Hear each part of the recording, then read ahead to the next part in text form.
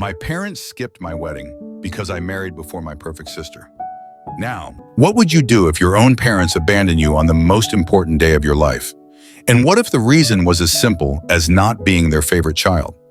This isn't just a story about a wedding without parents. It's an emotional journey of uncovering injustice and self-worth in an imperfect family. Why did they choose to hurt me? Find out. Before continuing the story, tell me which city you're watching from. I want to know how far this video has come. Don't forget to like and subscribe to the channel so I can send you exciting stories like this every day. My parents skipped my wedding because I married before my perfect sister. Now their perfect family image is finally crumbling. After being together for 4 years, I, 32F, got married 8 months ago. Except for my sister, Madison, 30F, and my parents, everyone went to the wedding. My parents' decision to skip the event was startling, but I wasn't overly shocked by my sister's absence because we've never really gotten along. However, considering our past, I should have anticipated it. I'll give you some background on our family's dynamics. I can't completely blame my parents for constantly favoring my sister over me. Throughout her life, she has been exceptionally good at almost everything. She was the center of attention in every room she visited as soon as she could walk. She won every spelling bee, science fair, and talent show in elementary school. Class president, valedictorian, and prom queen were all very much the same in high school. Tall, slender, and attractive enough, she pursued modeling while in college before concentrating on her business degree. She got her first modeling job during her sophomore year, and I can still remember it. To celebrate, my parents invited all of our family members and her friends to a lavish party. Her first professional headshot was framed and hung in our living room, where it remains to this day, directly above the fireplace. The same year I received my degree in computer science, they merely murmured, "Well done," and resumed organizing Madison's next photo session. She immediately climbed the corporate ladder after graduating and landing a job at a prominent company. She already has a corner office and a corporate car at the age of 30, making her a senior executive. In the meantime, I work for a respectable computer company as a mid-level software developer. Although I'm pleased with my work and it's a decent profession, it's not the type of employment that makes parents boast in front of the family. In addition, I'm bigger and shorter than my sister. My mother made crude remarks about my appearance, signed me up for workout classes I didn't want to attend, and put me on diets all the time when I was growing up. She would say, "Madison never struggles with her weight," or "You could look as nice as your sister if you just put in a little more effort." Even though I had learned to ignore these remarks by high school, they had an impact. Over the years, I've accepted these distinctions. I ultimately came to terms with the fact that my parents never took as much delight in my accomplishments as they did in Madison's. What was my option? I tried to get their approval for years by attending classes they recommended, joining clubs they encouraged, and even attempted modeling for a short time, a failure my sister never lets me forget. However, nothing was ever sufficient. I was merely the second daughter, and they were completely enamored with my sister's achievements. I gave up attempting to impress them sometime in my mid-20s. I concentrated on creating my own life, growing professionally on my own terms, and forming bonds with individuals that respected me for who I am. To be honest, following that, things have improved. Knowing that my parents were constantly concerned about maintaining appearances, I kept my interactions with them superficial in order to prevent conflict. During our mandatory Christmas meals and sporadic family get-togethers, I would nod and grin while they raved about Madison's most recent job, lover, or vacation spot. Since they had Madison to swoon over, they didn't seem to notice my emotional distance. Then at a computer conference, I ran upon my spouse through a mutual friend. He noticed me, actually saw me, unlike my family. He liked my dry sense of humor, my ability to code, and yes, even my body type right from the beginning. He never once said I should change or make comparisons to other people. He proposed to me after 4 years of dating when we were alone at home, enjoying takeaway and our favorite TV in the background. It was flawless.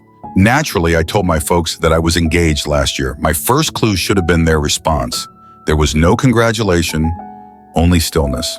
My mother then questioned whether I was certain I wanted to jump right in and recommended that I might want to improve my physical condition before the wedding. My father didn't say much at all, During the engagement party, my husband noted their odd reaction, which I was too anxious to fully comprehend at the time. They crouched over my mother's phone in a corner for the majority of the evening. My husband then informed me that he had heard them talking to Madison on the phone, who was clearly crying. They were talking about how this wasn't the plan and how they never expected Rachel to get married first, according to what he vaguely heard. There were some minor setbacks during the wedding planning process. Despite not even being engaged at the time, my mother had already made many wedding Pinterest boards for Madison and was not interested in assisting me in selecting a dress or location. My mother merely remarked that it was practical and suitable for my figure. When I selected my dress, a straightforward yet exquisite A-line gown that made me feel lovely. My future mother-in-law, who treated me like the daughter she never had, and I ended up working together on the majority of the preparations. I carefully reviewed and double-checked the guest list with my spouse to be sure no one was overlooked before sending out both electronic and paper wedding invitations. I am certain that my parents received theirs because the electronic invitations included red receipts. I called, texted, and emailed them several times after realizing they hadn't RSVP'd. My mails were either ignored or met with evasive responses stating that they were very busy and needed to check their schedules. I couldn't waste too much energy worrying about it because I was too busy getting ready for the wedding. My in-laws were incredibly helpful, offering assistance with everything from seating maps to floral arrangements. Even at the lovely bridal shower hosted by my husband's sister, the painfully obvious absence of my own family was never brought up. Even though my parents weren't there, the wedding day itself was beautiful. We held a laid-back afternoon celebration after the morning wedding in a garden setting. Everyone was right when they said we looked so content and in love, but there were times when their absence felt like a physical anguish, such as when I saw the front row seats empty or at the father-daughter dance that I was not able to attend. I sought answers after the honeymoon and wedding. They said they were deeply hurt, that they had never gotten a formal invitation when I eventually reached them on the phone. My mother launched into a lengthy tirade about how careless I was, how she had always wanted to assist in organizing her daughter's weddings, and how she couldn't comprehend why I would leave them out of such a significant occasion. I was perplexed by this since I was positive we had given them both kinds of invitations. During the call, I verified that we had indeed sent them by looking through our records. Even the physical invitation's delivery was confirmed. I didn't confront them about their attempts to gaslight me. I just said I was sorry for the error and hung up. Later, my husband brought up a number of incidents that demonstrated their true intentions, such as the way they appeared surprised rather than delighted when we told them we were engaged, or the way they continued coming up with reasons not to assist with the wedding planning. Because he didn't want to add to my anxiety during the wedding planning process, he hadn't brought up these findings earlier, but in retrospect, the pattern was clear. The idea that I, the less successful daughter, was getting married before their beloved Madison was too much for them to bear. Their demeanor simply served to validate what I had always suspected but had resisted, that I would never be able to compete with my sister in their eyes. The most depressing thing was learning that even my wedding day, which ought to have been a celebration of love and fresh starts, turned into yet another front in their never-ending war to preserve their ideal family image, with Madison at its core. Madison recently got engaged to someone she's been dating for a year, according to family members I spoke with. In family group conversations that I don't participate in, my parents openly expressed their excitement about organizing an elaborate wedding for her. They are already boasting about securing upscale locations and luxury gowns. And my mother is taking Madison to private fittings at upscale stores. All the mother-daughter time I was not allowed. It's intriguing that a large number of our family are suddenly refusing to go to Madison's wedding and engagement party. My parents' actions at my wedding apparently became a topic of conversation in the family. I just tell my family members what I think is real when they inquire as to why my parents didn't attend my wedding. They couldn't bear it when I married before their beloved daughter. I present the facts as I perceive them, without embellishment or an attempt to win sympathy. My parents got in touch with me a few days ago and accused me of purposefully attempting to spoil Madison's wedding. According to their claims, the relatives they have spoken to are using reasons to avoid going to any of her wedding-related festivities. My cousin, to whom my sister vented, informed her that people are reluctant to come because they have heard about my parents' treatment of me. My parents claim that because I'm envious of my sister's impending lavish wedding, I'm spreading false stories. The problem is that I'm only telling folks the truth about what happened. Perhaps they should consider their conduct instead of blaming me for the results if the truth makes them appear terrible. As things continue to change, I'm finding it harder and harder to keep up the appearance of a relationship with my parents. Their behavior during my wedding finally made it clear to me that I would never be sufficient for them, regardless of what I did. Their absence at my wedding is no longer the most difficult aspect. It's coming to terms with the fact that I never had the kind, encouraging parents I always desired. I'm concentrating on creating a life with someone who genuinely appreciates me for who I am right now, but I'll keep you updated if anything important changes. First update, since my last post, which was 2 weeks ago, a lot has transpired. I ultimately made the decision to speak with my parents face-to-face over their actions at my wedding and their current charges that I ruined my sister's special day after reading your encouraging remarks. I felt it was time to put everything on the table when they began texting me about their tarnished family history. My parents quickly started making accusations during our phone call, saying that I was jealous of Madison and had planned the entire thing. I did something I had never done before. I agreed with them, but not in the way they had anticipated, in place of defending myself as I usually would. I said to them, "You're correct. I'm envious. Not Madison's career, not her accomplishments, not her appearance. I'm envious of the unwavering love and support you've shown her, which you never even made an effort to show me."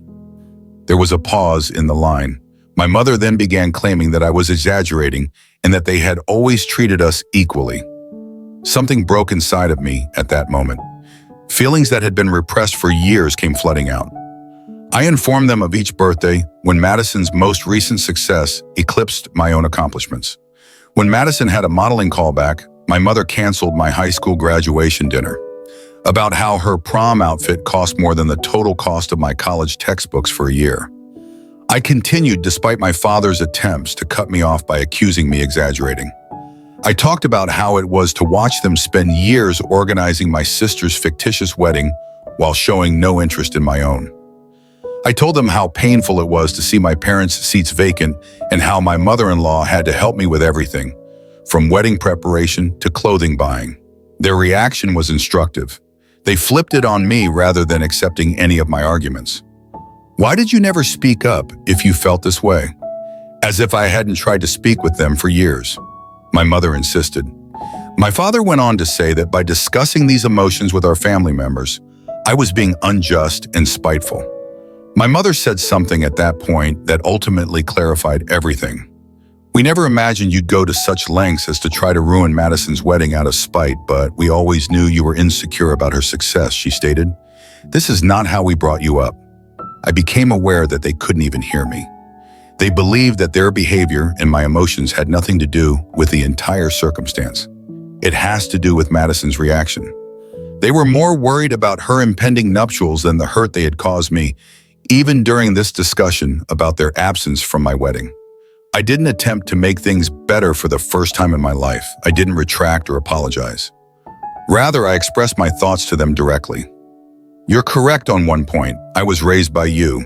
You instilled in me the belief that I would never measure up, that Madison's accomplishments would always be more significant than mine, that upholding your ideal family image was more essential than my feelings. However, you also taught me that I deserve better than this, which was something you didn't mean to teach me." Before my father spoke, there was a long pause. He spoke in a cool, collected tone. "Maybe it's time for us to stop acting like we're bad parents, since you've already determined that we are, and you obviously take pleasure in seeing us suffer. Since you are family, we assumed you would assist in resolving this issue, but it is clear that you have made your own decisions." The last blow was delivered by my mother. "Perhaps you simply couldn't cope with not being the center of attention, even though we always tried to treat you both fairly. Rachel, that's not our fault. You made the decision to play the victim." I refrained from arguing. Why would it matter?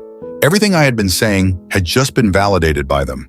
They were unable to admit their involvement in any of anything, even at this last discussion.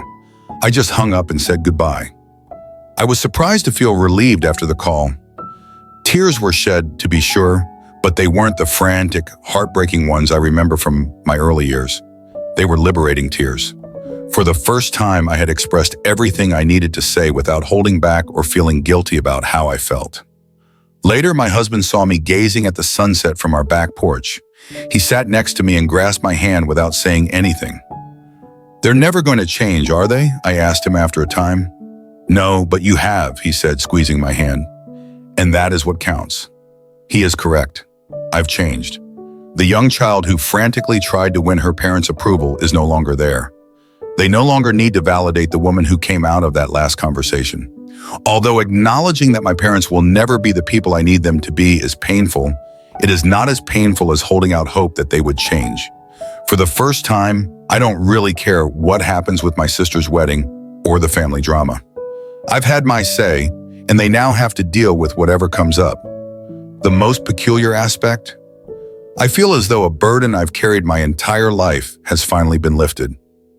Although it's not the happy ending I had hoped for with my parents, perhaps it was the one I needed. The ability to quit striving for love that ought to have come naturally. Yeah. Second update, 3 days have passed since my run-in with our parents, and things have taken a surprising turn. Madison made the decision to become involved in the drama, but her strategy failed horribly. My sister sent me a thoughtfully composed message yesterday morning. She had developed a condescending tone over the years, and it was evident in her text. "What you said to your parents was totally inappropriate. They have helped us through every stage of our lives and given us everything. You cannot simply blame them for being poor parents because you are insecure about the decisions you have made in life." She continued the message with her typical blend of moral superiority and covert jabs. "I understand that your wedding wasn't exactly what you had envisioned, but that doesn't mean you should try to destroy mine. There's nothing wrong with wanting a celebration that honors those of us who have put in a lot of effort to meet specific standards. Rachel, not everything needs to be a contest." I didn't bother to answer. I've discovered that interacting with her merely provides her with more ammunition after years of putting up with her manipulative conduct. I just blocked her number instead. Madison has never been one to put up with being ignored, so I assumed that would be the end of it. My husband, who was laughing so hard that he could not speak, called me at work a few hours later. Madison was apparently unable to get in touch with me directly, so she found his personal number, probably via a common acquaintance, and sent him a string of texts outlining the precise reasons why our sister relationship has never been good. She began her initial communication to him in a sufficiently professional manner. As Rachel's sister and someone who cares deeply about our family's well-being, I feel compelled to reach out. However, it soon turned into her actual motivations. She informed my husband that he had an obligation to help me behave in a more suitable manner because he was the new man in Rachel's life. The messages become increasingly patronizing. "Family dynamics are complex," she told my husband, a professional software architect with an MBA, adding that someone with Rachel's sensitivity might not understand the bigger picture. She advised him to assist me in seeing reason before I irreparably harm family relationships. Her attempt to play on what she believed to be his social climbing impulses was the true kicker, though. In fact, she wrote, "Surely you understand that maintaining good relationships with successful family members like myself could be beneficial for your future. Rachel's behavior is only hurting her own prospects and, by extension, yours." Having always been able to see through Madison's facade, my spouse thought her attempt at manipulation was humorous. He particularly liked her presumption that her business rank or the prospect of networking opportunities would somehow impress him. In his own words, "She really doesn't know me at all, does she?" We went over the messages together when I got home that night. I was laughing with my hubby instead of feeling offended or upset. Seeing Madison's deceptive methods exposed, particularly when they were aimed at someone who was totally impervious to them, was liberating. I learned something significant about my sister as a result of this encounter. She is still that insecure adolescent who needs to tear others down in order to feel superior, despite all of her achievements and success. It's clear how little she knows about good relationships that she believes she could control me by manipulating my husband. When her direct approach failed, she swiftly turned to trying to use my husband against me, which was the most revealing aspect. She used to do precisely that in high school. She attempted to turn my friends against me when she was unable to bully me directly. Different decade, same strategies. With this fresh viewpoint, I now understand how Madison's actions went beyond simple sibling rivalry throughout our early years. She made a concerted effort to keep her status as the favorite child, always telling our parents and me how much better she was. She had to overshadow whatever I accomplished. She had to point out my shortcomings to everyone I made friends with. My response to her games is different now. Her messages would have caused me to fall into self-doubt 10 years ago. I would have been upset and hurt 5 years ago. Today, simply put, I'm sick of the drama and find her blatant attempts at manipulation amusing. My husband's response was ideal. Rather than becoming embroiled in her drama, he merely responded, "Thank you for your concern about Rachel's well-being." As her husband, I'm focused on supporting her happiness, not managing her behavior. I think it's best if you direct any future concerns to Rachel directly. Have a nice day. Madison sent one last message after not receiving the desired response. I see she's poisoned you against the family too. Don't say I didn't try to help when this all blows up in your faces. Ironically, Madison's attempt to assist has further strengthened my resolve to keep my distance from the destructive dynamics of my family. Nothing has changed, as evidenced by her messages to my spouse. She is still the same cunning individual who feels the need to dictate every story and who perceives any departure from her ideal family script as a danger. Knowing that her attempts at persuasion were so totally unsuccessful is perhaps the most pleasant aspect of the entire incident. She succeeded in bringing my spouse and I closer together rather than causing us to drift apart. Totally unconcerned by her fears of social repercussions, we joked about her texts and planned a weekend trip during the evening. I've come to understand that true family isn't about upholding facades or dictating stories. It's about standing together, laughing together, and supporting one another when someone tries to manipulate you, even your own sister. I'm more certain than ever that I'd be better off keeping a safe distance from Madison's wedding drama. Instead of getting sucked into my family's never-ending power struggles, my husband and I have made the decision to concentrate on creating our own happiness. Success is said to be the best form of retaliation, but I'm coming to realize that real success isn't about impressing people. It's about accepting your decisions and surrounding yourself with individuals that encourage rather than impede your own development. I feel more successful than ever by that metric. Third update. After my sister's unsuccessful attempt to control my husband 2 weeks ago, things have taken unanticipated turns. The situation is becoming worse despite my parents' desperate attempts to repair their reputation. I found out through family ties that my parents have been on a mad quest to correct the narrative. They have been phoning each relative separately and accusing me of spreading vile tales because I'm envious of Madison's ideal wedding. They claim that I'm just resentful since her wedding will be far more sophisticated and gorgeous than mine was. According to their most recent tale, I purposefully left them out of my wedding so I could act like the victim. It's funny that they still reside in the same home they've owned for 30 years and have the same email addresses since the invention of email. But they're saying I sent their invitation to an old email address in an old physical address. The good news is that their attempts to limit the harm are failing miserably. Our family members don't believe it. Actually, a number of family members have shared their personal accounts of my parents' history of partiality. According to one Maui aunt, my mother had previously engaged in similar antics at family weddings in an effort to guarantee that Madison was the life of the party. The way my extended family has reacted to my parents' manipulation is the most fulfilling development. Important family members, some of whom were expected to have significant parts in the event, have stopped supporting Madison's wedding. They may no longer have access to the exclusive location they were able to get through family ties. Even a family friend's luxury garment business has unexpectedly experienced scheduling conflicts. At a family get-together last weekend, things reached a breaking point. It seems that when someone naively inquired about my wedding pictures, my mother became upset. Out of jealousy, she started a defensive tirade about how I had changed after getting married and was attempting to destroy the family. Her tantrum backfired, stunning a number of relatives who were unaware of the circumstances and further harming their well-maintained reputation. It's especially ironic that my parents' frantic efforts to maintain their ideal family facade are the reason it's falling apart. Each time they attempt to justify their absence from my wedding, They wind up disclosing more about who they really are. People are becoming more aware of their deception the more they attempt to portray me as the bad guy. Family members are now picking sides after previously remaining impartial. Recently, even my father's brother, who had always kept silent to maintain harmony, apologized for not speaking up sooner about how they treated me. He has made the decision not to go to any of Madison's wedding-related festivities with his family. I don't have to answer any of this explicitly, so I haven't. The truth is taking care of everything for me. Madison and my parents always wind up revealing more of their destructive conduct when they attempt to twist the tale. It comes out that all those years of remaining silent and putting up with their treatment in an effort to keep the peace was really just a way of allowing their actions. My husband said it in the best possible words. They constructed a facade of the ideal family over many years, but it was based on emotional manipulation and partiality.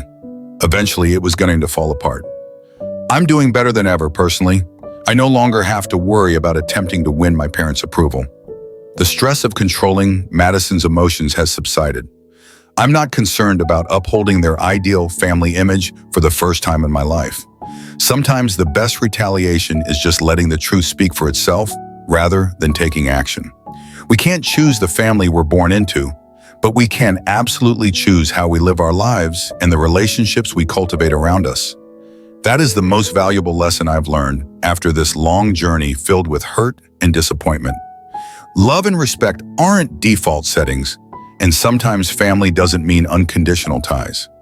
It only truly matters when it's built on a foundation of sincerity and mutual appreciation.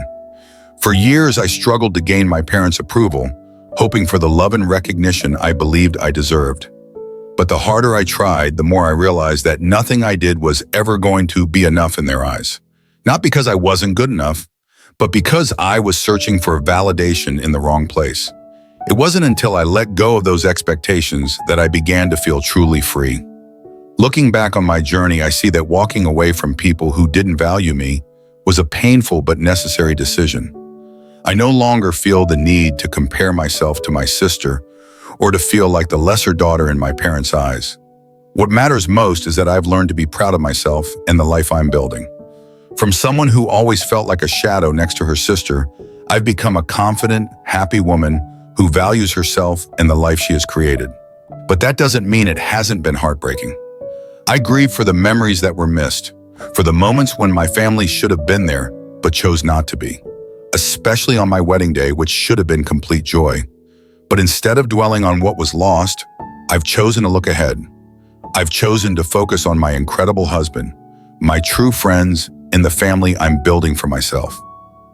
This story isn't about resentment or revenge. It's about finding myself again. I want to send a message to anyone out there who feels lost in their own family. You have the right to demand respect, to set boundaries, and to say no to toxic relationships. Because happiness doesn't come from pleasing others, it comes from valuing yourself. Sometimes the journey to finding your worth begins with letting go of relationships that make you feel like you're not enough. I let go of expectations and found true freedom. That freedom wasn't without pain, but it has given me a life that I deserve. One where I don't have to prove anything to anyone. Remember, success isn't just about what others see. It's about feeling fulfilled with what you have. True success isn't about impressing others, but about creating a life that makes you proud when you look back. And today, as I sit here writing these words, I know I am living that truth. If this story has resonated with you in any way, take a moment to reflect on the relationships in your own life. Are you living a life you are proud of? Are you surrounded by people who value you for who you are? If the answer is no, remember this: you deserve so much more. Thank you for following my story. Don't forget to subscribe to the channel, hit the notification bell, and stay tuned for more meaningful, inspiring stories. Because sometimes a single story can help you see your own life in a completely different light.